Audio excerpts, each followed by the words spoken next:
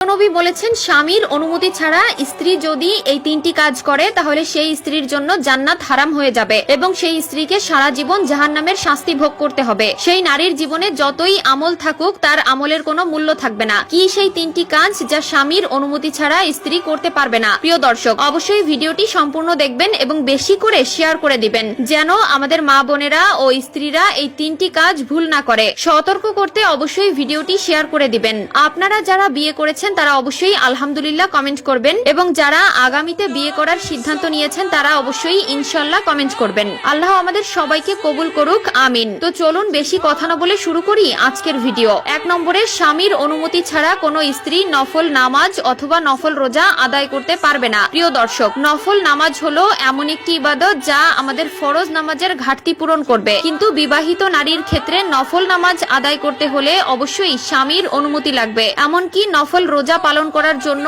স্বামীর থেকে পারমিশন নিতে হবে। 2 নম্বরে রয়েছে, স্বামীর অনুমতি ছাড়া কোনো কিছু দান করা যাবে না। আমাদের মুসলিমদের জন্য দান সদকা করা ওয়াজিব। গরিব দুঃখীকে সাহায্য করা আমাদের দায়িত্ব, কিন্তু স্ত্রীদের ক্ষেত্রে স্বামীর অনুমতি ছাড়া তার উপার্জিত কোনো কিছু দান করা যাবে না। যদি কোনো স্ত্রী স্বামীর অনুমতি ছাড়া কিছু দান করে তাহলে তার জন্য তাকে আল্লাহর দরবারে জবাবদিহি করতে হবে। নারী হলো সেই জাত যাকে আল্লাহ তাআলা পুরুষের আনুগত্যের জন্য দুনিয়াতে পাঠিয়েছেন। স্বামীর আনুগত্য করা নারীর ধর্ম। তাই নফল নামাজ, নফল রোজা এবং কোনো কিছু দান করার আগে অবশ্যই স্বামীর থেকে অনুমতি নিয়ে নেবেন। 3 নম্বরে রয়েছে, স্বামীর অনুমতি ছাড়া বাহিরে বের হওয়া, অর্থাৎ বাজার ঘাট, মার্কেট, কোথাও ঘুরতে যাওয়া ইত্যাদি। স্বামীর অনুমতি ছাড়া যদি কোনো স্ত্রী কোথাও যায় তাহলে তার জন্য পরকালে কঠিন শাস্তি অপেক্ষা করছে। আজকালকার নারীরা স্বাধীনতার নামে নিজেদেরকে অশ্লীল বানিয়ে ফেলছে। স্বামীর আনুগত্য তো দূরের কথা, নিজেকে পণ্যের মতো সকলের সামনে উপস্থাপন করছে। স্বামীর কোনো হুকুম, কোনো হক, স্বামীর প্রতি যে দায়িত্ব তা পালন না করে নিজেদের স্বাধীনতা নিয়ে ব্যস্ত হয়ে পড়েছে। সেই সকল মা বোনদেরকে বলতে চাই,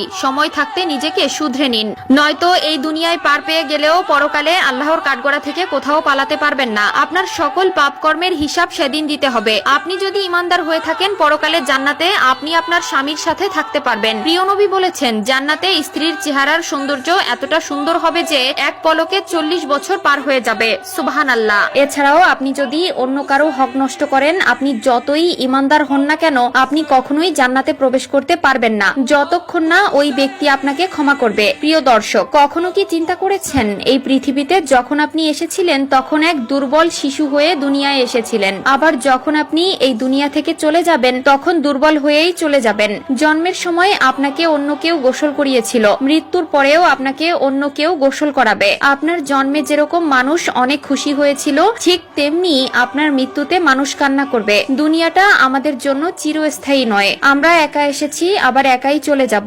আপনি যেমন নগ্ন অবস্থায় দুনিয়ায় এসেছিলেন, তেমনি নগ্ন অবস্থায় আপনাকে দুনিয়া ছাড়তে হবে। সঙ্গে পাবেন শুধুমাত্র শরীর ঢাকার জন্য সাদা কাপড়।